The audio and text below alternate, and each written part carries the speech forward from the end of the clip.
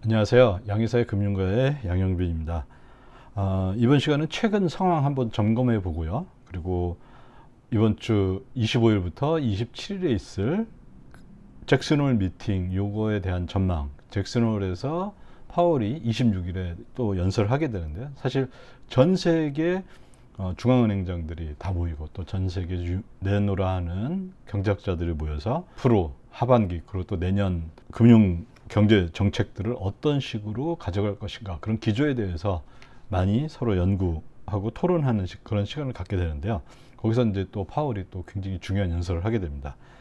그래서 굉장히 좀 무게감이 있고, 지난 1년간 또는 상반기에 있었던 일들을 한번 정리하고 그거 앞으로 향후의 계획에 대해서 얘기하고, 이제 또 파월의 생각, 연준의 생각을 읽을 수 있기 때문에 굉장히 또 중요한 그 시점이 된 것 같아요.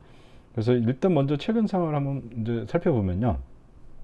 제가 요거는 계속 해서 얘기했던 건데, 여전히 이제 이 지금 현재 6월부터 QT 양적 긴축이 있었죠.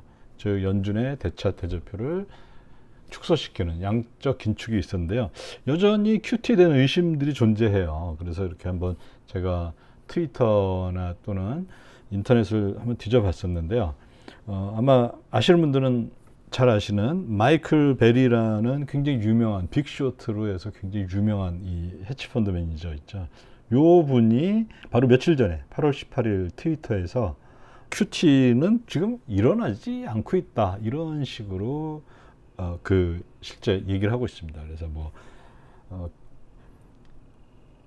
given quantitative tightening, 양적 긴축을 하고 있는데도 quite a rally 하니까 아주 굉장히 최근에 큰 랠리가 있었잖아요. 그래서 그거에 대해서 얘기를 하면서 Fed는 has not yet reduced its mortgage-backed security, MBS를 줄이지 않고 있다, 이런 식으로 얘기를 하고 있습니다. 근데 이거는 어디서 나왔냐면은 마이클 딜리티드 베리라는 또 트위터가 또 있어요. 요거는 뭐냐면은 마이클 베리의 트윗만 계속 이렇게 추적하고 있다가 마이클 베리가 트윗을 지우거나 하면은 그것만 따로 모아서 하는 사람인데요. 마이클 베리도 굉장히 유명한 사람이고, 그런 분들도 이렇게 QT에 대해서 좀 정확하게 정확한 인식이 안 돼 있고 오해를 하는 것을 볼 수가 있습니다. 그러면 요 문장들을 한번 쭉 제가 이제 정리를 해보면요. 마이클 베리의 이제 인식의 가장 기본적인 문제점은 뭐냐면은, QT를 할 때 중앙은행은 리뎀션하고 리인베스트먼트를 합니다. 그럼 리뎀션은 뭐냐? 자기가 갖고 있는 채권, 국채든 MBS든 그것이 만기가 돌아왔을 때 그걸 그대로 만기 정산을 하는 거예요.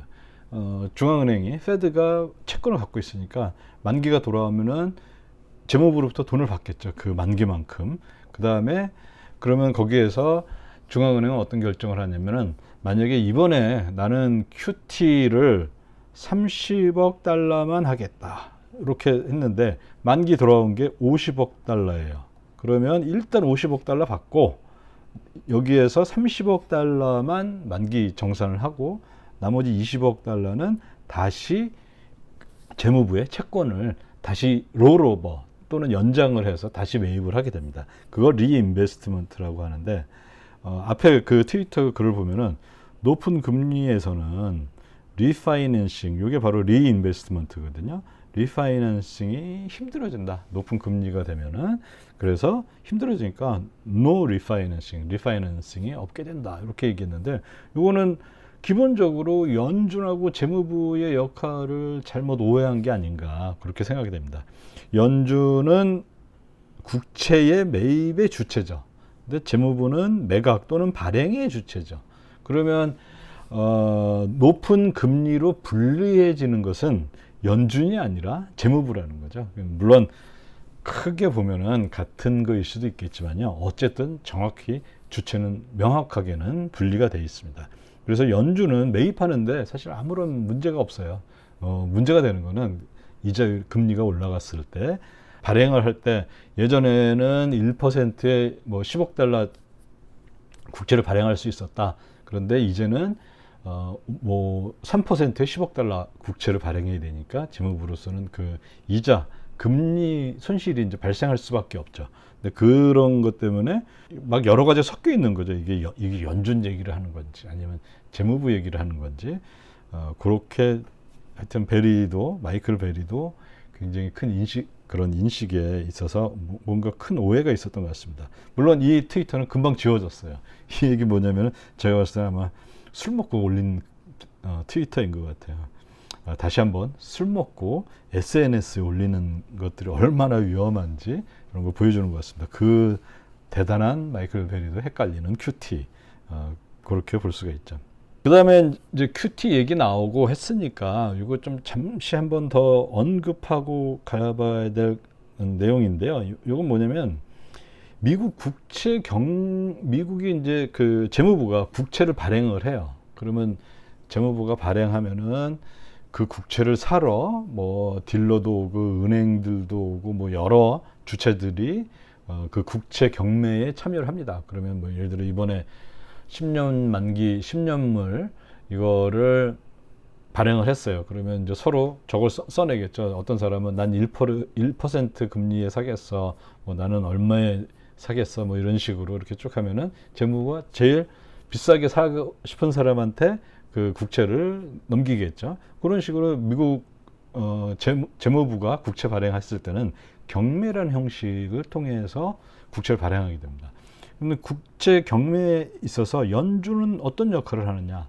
근데 현행법에 있어서는 연준은 항상 오픈 마켓, 즉 재무부 경매에 참여를 못 합니다. 오픈 마켓이라는 건 뭐냐면 재무부 경매에 의해서 팔려 나간 국채를 다시 그 다른 시장에서 오픈 마켓에서 거래가 됐을 때 그거를 사들일 수가 있다는 거예요.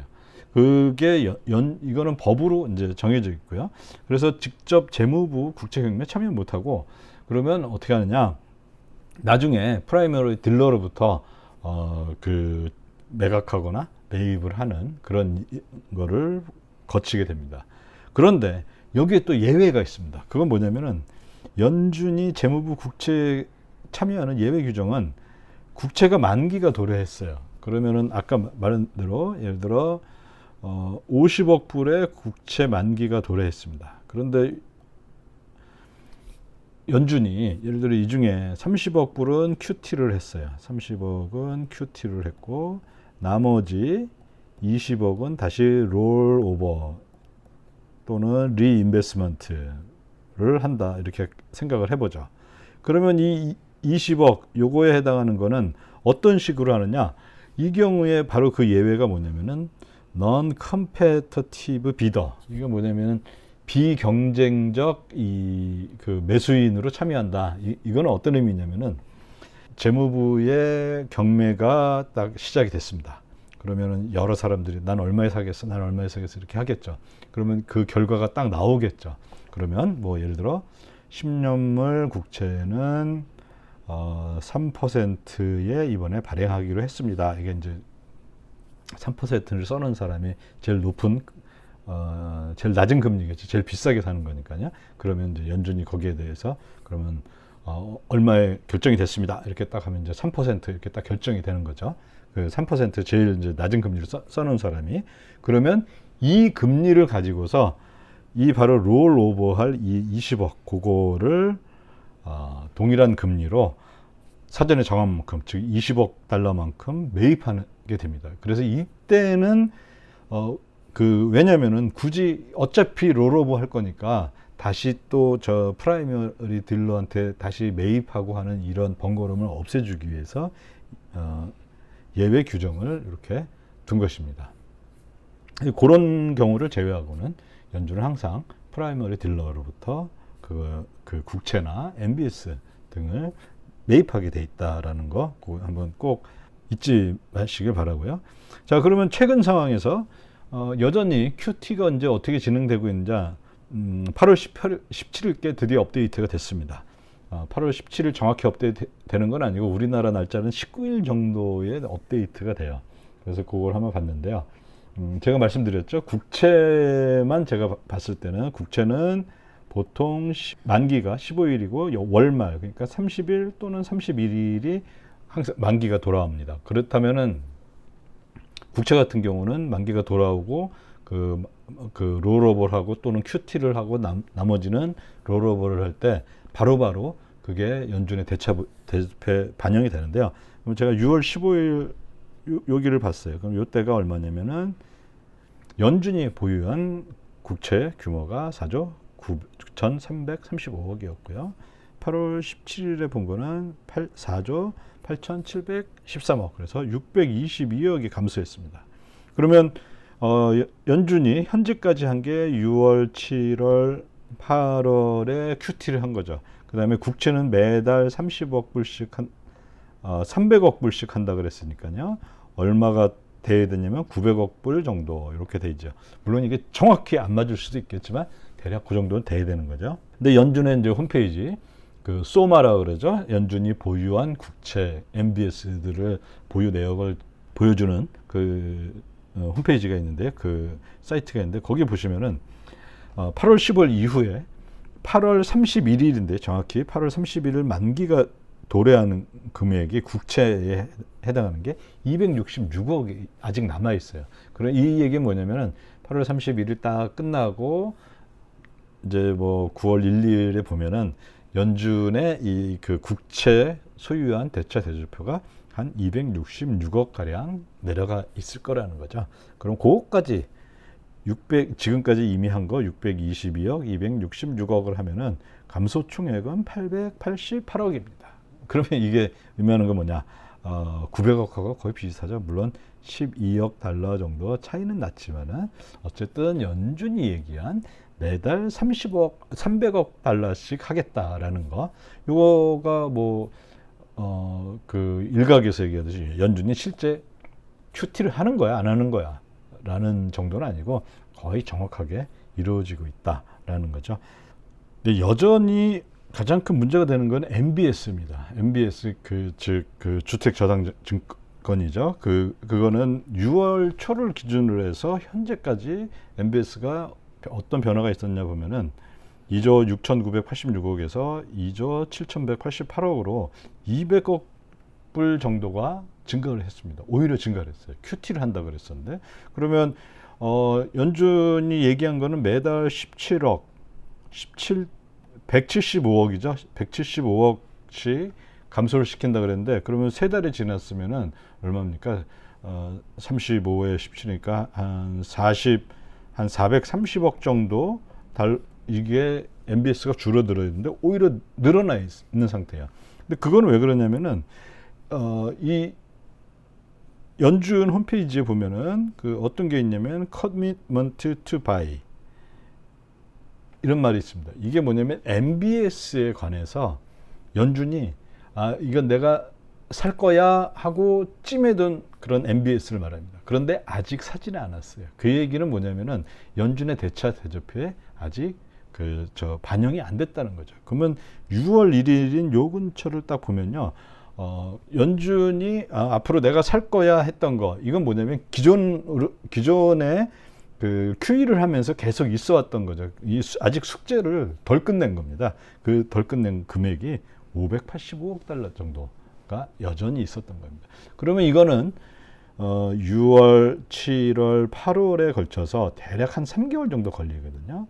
요거에 걸쳐서 이게 소화가 됩니다. 그러면 6, 7, 8월에 대략 이 정도가 그 소화가 되기 때문에 근데 그러면서 또 그 감소하는 것도 있겠죠. 그 연준이 긴축으로 인해서 QT로 인해서 감소하는 것도 있기 때문에 실제는 증가했지만은 이거는 연준이 MBS를 처리하는 좀 복잡한 과정을 거치기 때문에 이런 일이 일어난 거다.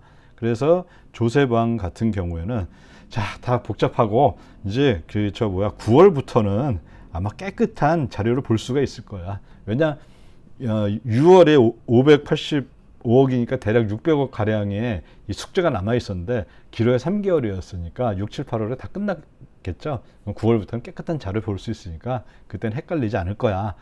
그래서 뭐 QT가 사실은 뭐 있고 있지 않다는 등 이런 말 하지 마 이렇게까지 얘기를 하고 있습니다. 그다음에 또 최근 상황에서 중요한 거는 연준의 대차 대조표, 즉 부채를 본 건데요. 지급준비금이 급격하게 내려왔다가 뭐 살짝 올라왔어요.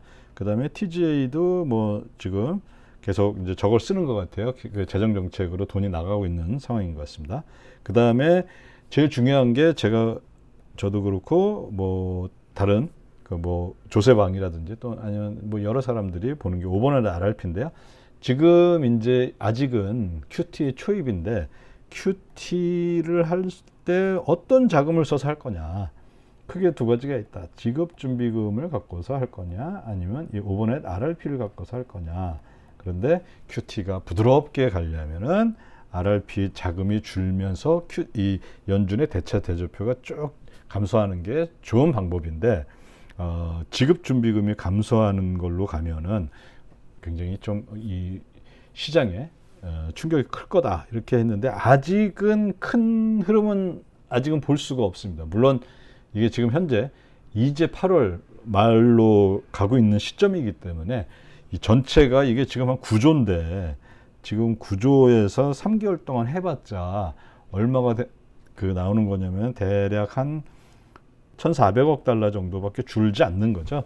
9조에서 1,400이니까 1%밖에 1% 조금 넘게 주는 거니까 이게 현재로서는 정확한 것들을 명확하게 얘기를 할 수가 없었지만요. 어쨌든 이제 9월 이후에는 이제 그때는 뭐 그때 가서 좀 더 자세히 말씀드릴 텐데 QT가 어떤 식으로 진행될 것인가 이게 굉장히 중요한 관전 포인트가 될 것 같습니다. 그다음 최근 상황에서 빼놓지 않고 나오는 10년물에서 2년물 금리를 뺀 요 스프레드 그 금리 차이죠.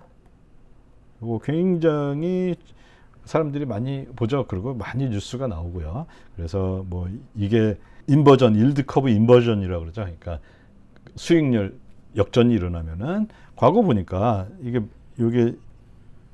영선이니까요. 마이너스로 가니까 이런 리세션이 있었죠. 여기도 가고 뭐 이렇게 리세션이 있고 이렇게 하니까 여기 또 리세션이 있었고 또 가장 최근에는 딱 0 되니까 바로 그 코로나로 리세션 아주 물론 짧은 리세션이지만요. 그게 있었고 그리고 현재 마이너스 뭐 한 4, 50 BPS까지 갔습니다. 그래서 이 장단기 금리 차를 보고서 많은 그 언론이나 또는 많은 분석가들이 리세션이 임박해 있다 이런 얘기들을 하는데요. 요거에 대해서 제가 최근에 아주 재밌는 그 유튜브를 봤는데요. 제프리 셔먼이라는 분이 이분은 더블라인 캐피털이라는 회사에서 그 전체 이제 그 투자 총괄을 맡으신 분인데요. 굉장히 또 유튜브 활동도 열심히 하시고 그러신 분인데 요 회사는 대략 한 우리 그 미국 돈으로 1,000억 달러 정도의 뭐에 주로 투자하는 곳이냐면은 픽스드 인컴 마켓이라고 해서 이게 뭐 채권 투자 하시는 분이에요. 그러니까 국채도 하고 물론 회사채도 하고 이런 픽스드 인컴 마켓에 주로 이제 투자하는 분이니까 1,000억 달러 하면은 뭐 어마어마한 규모죠. 뭐 이런 사람이 얘기하는 건 이제 실제 믿을 수가 있겠죠. 어떤 학자가 나와서 얘기하는 것보다도 실제 이런 분이 이 일드 커브 그 장단기 금리 차가 마이너스가 됐다. 이게 의미하는 게 뭐냐? 이분은 그냥 제일 단순하게 얘기합니다. 그거는 10년물에 대한 수요와 공급과 그 다음에 또 2년물에 대한 수요와 공급이 다르기 때문에 생기는 그냥 뭐 그런 일이다라는 거죠. 그래서 이 양반이 이제 이분이 하는 얘기는 과연 그러면 그거 갖고서 아까 그림에서는 뭐 이렇게 굉장히 뭐 마이너스로 가면은 그 장단기 금리가 역전하면은 이런 불경기들이 리세션들이 있었잖아요. 그런데 그거 과연 그림으로 본 거하고 뭐 엑셀로 이렇게 연구할 수가 있겠죠. 실제 어느 정도가 있냐는데 예측력이 매우 안 좋다 이렇게 아주 잘라 말합니다. 그래서 10년물, 2년물 스프레드로 경기 예측을 하는 거는 이분은 어떻게 얘기했냐면 이 경제라는 것은 한 경제라는 게 뭐 이라고 하면은 이 경제는 뭐 여러 가지 함수가 있겠죠. 이자율도 있을 거고 뭐 여기 10년물 이자율도 있을 거고 2년물 이자율도 있을 거고 또 뭐 어떤 인플레이션 기대치, 뭐 이거 보통 파이라고 쓰는데 인플레이션 기대치 뭐 이런 것도 있을 거고, 그다음에 뭐 다양한 변수들이 이렇게 있겠죠. 경제라는 것은 기본적으로 다변수 함수라는 거죠. 근데 그 중에서 딱 하나만 갖고, 예를 들어 10년물에서 2년물 요것만 딱 하나만 갖고서 경기 예측을 한다. 이거는 뭐냐면 다변수 함수인 경제를 일변수, 변수 딱 하나인 일변수 함수인 경제로 가정하는 매우 위험한 그런 행동이라는 거죠. 물론 10년물, 장단 10년물에서 2년물의 금리가 역전되는 거 일이 있으면은 왜 그런지 찾아봐야 되는 거지. 그냥 너무 쉽게 금리 역전됐다고 해서 바로 경기 침체가 올 것이다 이렇게 예상하는 거는 굉장히 어떻게 보면은 위험한 일이다 이렇게 얘기를 합니다. 이분은 뭐 당연히 많이 했겠죠. 그러니까 뭐 유로 달러 선물에서 보니까 유로 달러 마켓에서의 그 선물의 일드 커브 지금 마찬가지로 역전이 꽤 오랫동안 돼 있었습니다. 근데 그렇다고 해서 이게 바로 그 저거냐, 그 경기 침체냐, 그거는 꼭 반드시 그런 건 아니고, 과거 거를 쭉 봤는데 예측력이 굉장히 안 좋더라. 이렇게 아주 잘라 이야기하고 있습니다. 그래서 요게 그러니까 장단기 금리 차이 하면은 왜 그런지 정확히 그거를 좀 더 분석을 해야 되지, 그냥 단순히 이거 갖고서 경기 침체 얘기하기는 굉장히 위험하지 않나, 이렇게 저도 굉장히 좀 나름대로 아주 좋은 그런 인사이트를 얻었던 것 같습니다. 최근에 그거에 대해, 최근에 그러면 이분은 그 10년물에서 2년물 금리를 뺀 거가 역전된 이유를 이렇게, 이분은 여러 가지 해석을 할 수 있는데 이분의 해석이 반드시 맞는 건 아니지만요. 연준의 금리 인상이 현재는 어버브 뉴트럴이다. 그러니까 뭐냐면 중립금리 이상으로 금리 인상을 지금 하고 있고, 그런 할 것이라고 다들 또 알고 있고, 그러면은 어떤 식으로 이제 시장은 그 반응을 하냐면요. 단기 금리는 당연히 연준 금리 인상에 직접적 영향을 받죠. 단기 금리니까요. 그러면 이 장기 금리가 어떤 영향을 받을 것인가, 요거에 대한 얘기인데요. 장기 금리는 연준의 금리 인상 폭이 당분간 어버브 뉴트럴하다. 그러니까 그 중립금리 이상으로 간다. 이 얘기는 뭐냐면은 장기적으로 그 경기가 안 좋아진다는 거죠. 그럼 장기적으로 성장이 둔화된다. 그럼 장기 금리가 그러면 그걸 반영해서 떨어진 상황이다라는 거죠. 이분이 얘기하는 거는. 이게 근데 이후에 반드시 경기 침체 이거를 말할 수는 없다. 이렇게 아주 잘라서 이야기를 하고 있습니다.